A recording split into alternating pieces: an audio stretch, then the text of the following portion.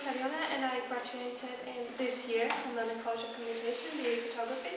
So I work with installation, photography, sound, and video. So this is called Climax Point. So I worked with 3 pianists who did a performance for me. They all played Chopin, Ballade in C minor, without a piano in this surrounding. And so the main idea was, because I switched very dramatically from photography to video, so this work was my transition. So this work was about the climax point, and so decisive moment in photography. So I was curious about what's happening before the photograph is taken. So all of the pianists play this work by Chopin, and they all stop when the culmination moment in the piece happens. So for me, the climax point in Chopin Ballade C minor is the decisive moment in photography. It all depends, because every time I install my work, I see this space and I decide how it's best. For example, in Biennale, it was shown on 3 different big screens, flat screens, but ideal is to show it 3 different projections on the wall. I mean, what's the significance of having it on? Because as well as talking about this at the moment, I was also really interested in the situations. What's going to happen if I take the pianist dressed, performing a piece in different surrounding without the instrument, so their reaction and how it's going to be shown. That's called Untitled. This work I shot when I was traveling around Asia, and I was inspired by the traditions of Chinese calligraphy, when the process of writing is more important than the writing itself. So here I was looking at the nature of cinematography. So the actual process, if you take all the narrations, what about the film, anything, the left is just a process. So for me, this is cinematography.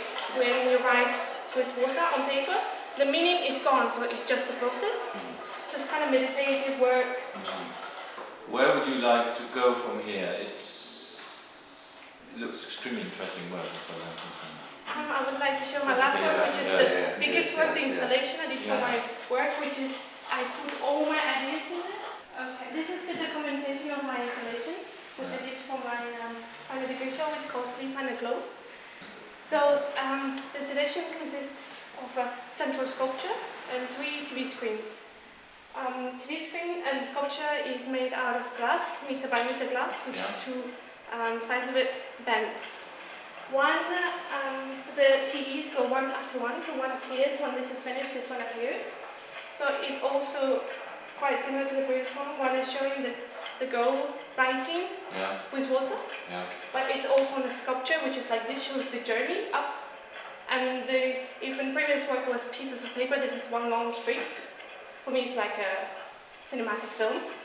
And here, after this, she's reading.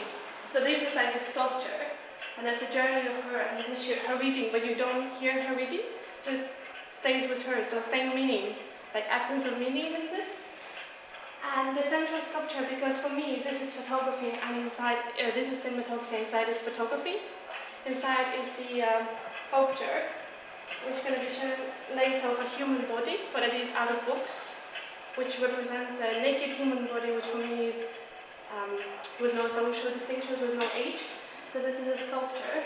So in a way there, you see someone writing something, but in here, the text is there, but there's no meaning in it, because the words, the letters are one after one after one. But sometimes there are sentences which I write myself, which kind of gives the clue to the viewer what's going on in the work. So it's really abstract. For me, this work is more about the feeling of the space.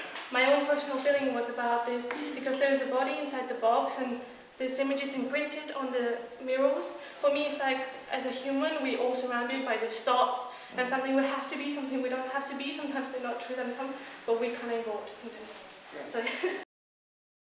I'm Helen Doyle, I'm from Cumbria, and I graduated last year.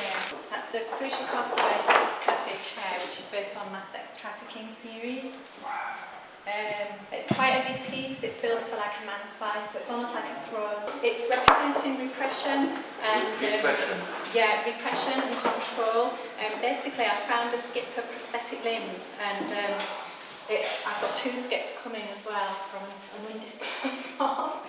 And I'm currently making an altarpiece, and basically the legs were all in a pile and they were just battered and unused and unwanted, and it just took away the sense of freedom in a person if they've lost that leg, you know what I mean? So I've done quite a lot of research into sex trafficking and the notion of the loss of freedom and the legs being chained together, so I've used like imagery of bondage and, you know, to sort of link them together. I've been making installations out of them as well, just like strung up from the ceiling. So I'm doing work on the Pope at the moment. On the Pope? Yes, I put the Pope in a ball. Excellent subject. The Pope has rewritten some stories for children based on the Bible, but he's left all the females out of his children's books. Each of them has got the name embroidered. I've hand embroidered these on of every woman that's mentioned in the Bible. So I'm embroidering one for each woman. But basically, I'm also basing it on the concept of the original sin, which obviously goes back to Eve. I'm working on a series of confessions to sew into there, which these are visible confessions, but the back of the quilt, I'm obtaining sealed confessions from quite famous artists to seal into the back, so I've got quite a few people willing to do it. These are all from anonymous confessions from people that I know. Oh, I see. Yeah, so I'm using a combination. So that's their sin? Yeah. A combination of visible confessions and hidden, because I'm interested in the concept of the hidden and the invisible. So this was working on female power and using again bondage to like demonstrate submission in the male. So you don't see many men in submission in today's imagery. It's often just the female figure that you see, and everyone's so used to seeing it. So